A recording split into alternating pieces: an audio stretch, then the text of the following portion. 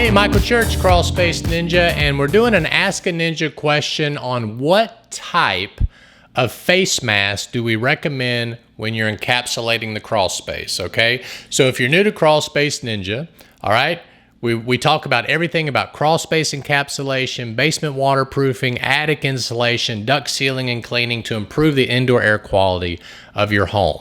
So one of the things you don't want to do is if you're doing this work on your own, you don't want to get inside that crawl space and start tearing out fiberglass and treating mold and all that stuff and not wearing proper PPE, okay? So what we recommend is a full face mask. First of all, keep in mind that these face masks can get really expensive, okay? So this is on the less expensive side of a face mask. It's not the face mask that Crawl Space Ninja uses, but it is a face mask that we feel like is great for a DIYer, okay? Because Crawl Space Ninja, we wear our face masks almost every day, okay? So we're gonna buy that more expensive, more durable face mask, typically made by 3M, all right? The 6000 series face mask. And if you desire to get a great face mask, that is excellent. But we're gonna make this one available on our DIY store. And what I like about this face mask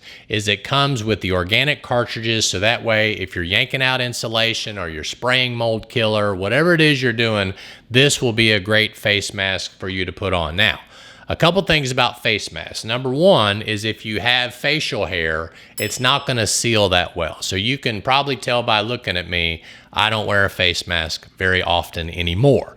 But in the beginning, I would wear a face mask like this even when I was pulling out insulation. This is a great face mask, very comfortable, puts this all the way on the back of the head, all right? So if you're looking for a great way to keep yourself from breathing in all those chemicals and all that fiberglass, we recommend you take a look at this face mask right here. We're gonna put a link to it down below. So this is what we would do. If you just use a half mask with goggles or things like that, I wear glasses, so I gotta get goggles that'll cover my glasses if I'm looking for a safety situation. But the other thing is the half mask typically will put a lot of moisture from my breath up there and fog up my glasses or my goggles. So this is a way also to have less fogging of the mask itself. So great question out there. Michael Church, Crawl Space Ninja. Hope you make it a happy and blessed day, and we'll see you later.